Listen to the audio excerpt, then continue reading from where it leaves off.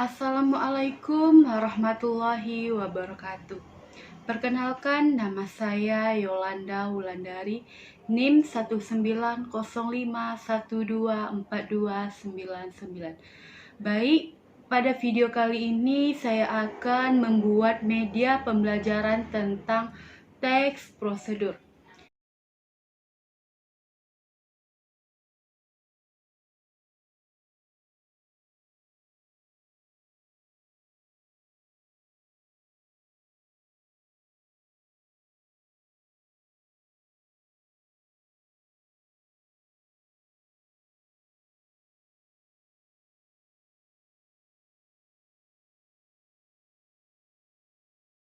Setelah selesai, maka kita akan tulis materi yang ada di teks prosedur di sini.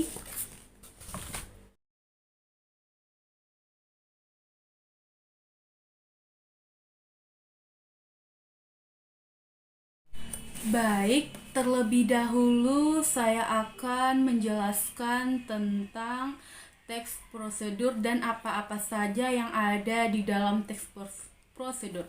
Yang pertama adalah pengertian dari teks prosedur, yang kedua ada struktur teks prosedur, dan yang ketiga ada kaidah kebahasaan teks prosedur. Nah, yang pertama adalah pengertian dari teks prosedur. Nah, teks prosedur ini merupakan teks yang memuat langkah-langkah atau tahap-tahapan yang wajib dilakukan dalam melangsungkan suatu aktivitas secara terstruktur hingga dapat terrealisasi dengan baik. Nah, teks prosedur ini dapat berupa cara-cara melakukan sesuatu dengan tujuan tertentu. Nah, atau adanya tips dan trik dari si pembuat teks prosedur. Nah, jadi di dalam teks prosedur ini yang sering kita temukan ada di dalam kehidupan sehari-hari adalah biasanya terdapat seperti contoh misalnya cara pembuatan mie instan. Nah, kemudian pemaparan dan pembuatan dari mie instan tersebut, di mana kita menjelaskan dari merebus mie instan, kemudian menyajikan di piring, dan cara juga bagaimana dalam merebus mie instan, misalnya seperti itu. Nah, yang kedua ada struktur dari teks prosedur ini. Nah, yang pertama struktur teks prosedur ini ada judul. Nah, judul di sini ialah di dalam teks prosedur ini judul akan dicapai oleh pembuat teks prosedur. Misalnya penulis ingin memproduksi mie instan tadi. Nah, jadi judul yang dibuat bisa berupa cara membuat mie instan yang enak dan juga praktis. Itu bisa termasuk di dalam judul. Nah, kemudian ada tujuan. Tujuan dalam teks prosedur ini ialah hasil akhir yang akan dicapai oleh si pembuat teks prosedur tadi. Nah, misalnya penulis ingin memproduksi mie instan, maka hasil akhirnya berupa mie instan. Nah, dalam pencantuman tujuan dalam teks prosedur itu boleh ada atau tidak. Namun jika baiknya ada, tujuan dalam pembacaan dapat membacakan kejelasan dari teks prosedur itu tersusun secara jelas. Kemudian alat dan bahan. Alat dan bahan ini merupakan yang dibutuhkan untuk mencapai tujuan, seperti contohnya di dalam teks prosedur, misalnya kita mengambil dari cara membuat mie instan. Nah, di situ kita akan menjelaskan alat apa saja yang akan kita gunakan dalam mie instan tersebut. Misalnya, kita menggunakan kompor untuk merebusnya. Kemudian kita menggunakan piring untuk tempat mie instan yang sudah matang. Kemudian kita seperti bahan-bahannya, misalnya tidak terlepas dari mie instan itu sendiri. Kemudian misalnya kita menambahkan bawang, entah cabai, entah minyak untuk menggoreng, bisa seperti itu. Nah, kemudian ada langkah-langkah teks prosedur. Nah, langkah-langkah ini merupakan bagaimana cara-cara yang dilalui dan ditempuh untuk mencapai tujuan tersebut. Nah, maksud di sini adalah langkah-langkah bagaimana cara kita mencapai tujuan untuk membuat mie instan tersebut. Nah, langkah-langkah ini menjadi bagian utama dalam teks prosedur karena membuat kaidah kebahasaan. Teks prosedur ini sekaligus mencakup 3 struktur sebelumnya. Kemudian ada kaidah kebahasaan teks prosedur. Nah, yang pertama itu adalah kaidah material. Nah, kaidah material ini merupakan kaidah verba atau kata kerja yang mengandung tindakan. Nah, ada di situ tindakan fisik, kemudian ialah pembuatan yang dilaksanakan dengan menggunakan anggota badan seperti kaki, tangan, dan lain sebagainya. Nah, yang kedua ada verba tingkah laku. Nah, verba tingkah laku di sini berupa ucapan atau tindakan verba yang menggunakan perkataan. Misalnya menyetujui, memahami, dan merasakan, dan juga ada menolak. Nah, yang selanjutnya ada kalimat imperatif. Nah, kalimat imperatif di sini adalah kalimat perintah yang ditandai dengan adanya kata perintah. Nah, kemudian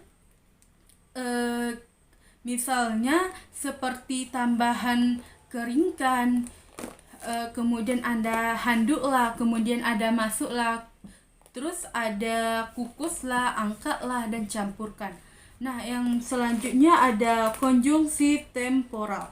Nah, konjungsi temporal ini ialah di mana konjungsi yang menandakan waktu kejadian konjungsi temporal termasuk dalam konjungsi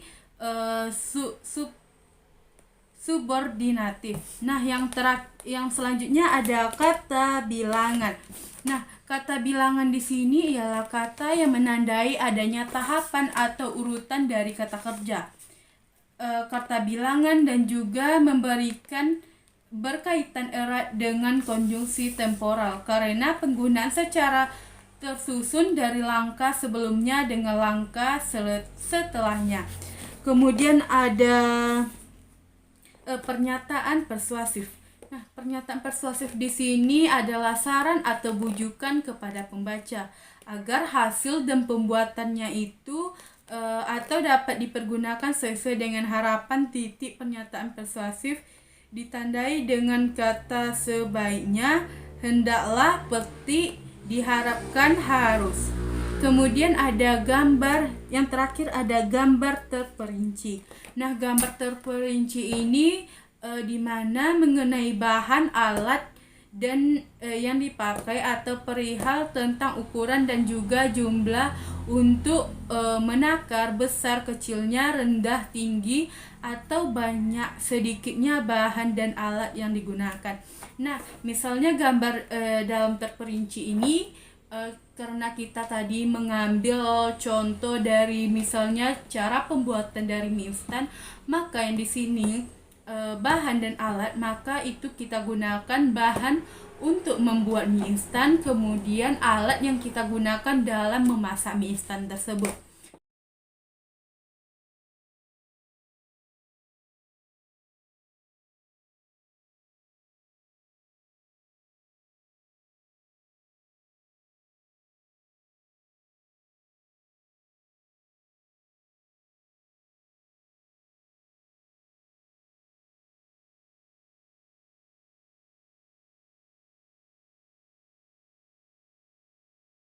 Baik, setelah kita membuat puzzle tadi, kemudian kita buat tulisan seperti ini. Di sini saya mengambil cara membuat donat rumahan.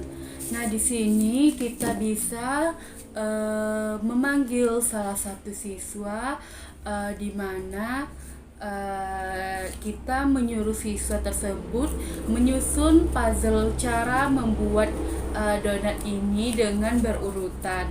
Nah, setelah materi yang kita pelajari bersama tadi, bahwa kita tahu di mana di dalam teks prosedur itu contohnya kita bisa mengambil seperti yang saya buat ini, yaitu resep cara membuat donat.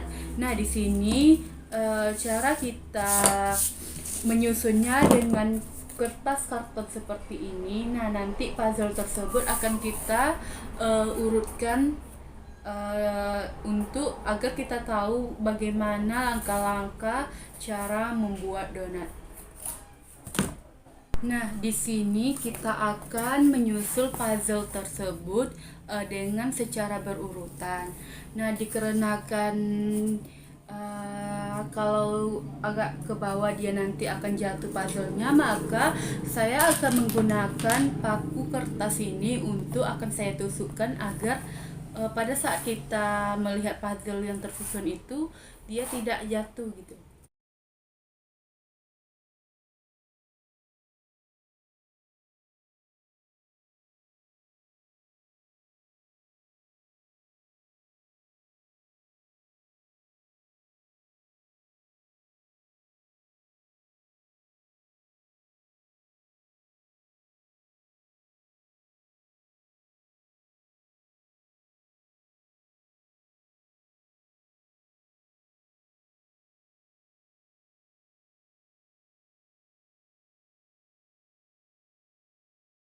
Nah, pada puzzle ini dapat kita lihat karena puzzle ini sudah kita susun sampai berurutan. Ini puzzle-nya. Nah, di sini dapat kita lihat resep donat empuk rumahan. Nah, bahan-bahan yang kita gunakan terdiri dari 250 gram tepung terigu, kemudian 2 sendok vernifan, kemudian ada 2 sendok minyak atau margarin, kemudian 1 butir telur ayam, kemudian garam, kemudian minyak goreng untuk menggoreng, dan gula halus untuk topping. Nah, selanjutnya ada cara-cara membuatnya. Yang pertama itu campurkan dalam wadah air dan vernifan pelan-pelan hingga berbuih. Kemudian ada tambahkan gula halus, tambahkan kuning telur, susu bubuk, minyak goreng atau mentega. Nah, selanjutnya ada mentega. Setelahnya ada tambahkan ayam, ayakan tepung terigu dan kasih garam. Yang selanjutnya ada uleni sampai kalis. Yang kelima adalah istirahatkan adonan dengan ditutup lap yang lembab. Kemudian bulatkan donat. Selanjutnya ada bentuk adonan. Kemudian biarkan donat mengembang selama 45 menit. Selanjutnya ada panaskan minyak untuk menggoreng. Kemudian goreng donat hingga api sedang hingga berwarna kecoklatan. Yang terakhir adalah setelah digoreng beri topping gula halus kepada donat. Nah, inilah susunan puzzle yang sudah kita susun.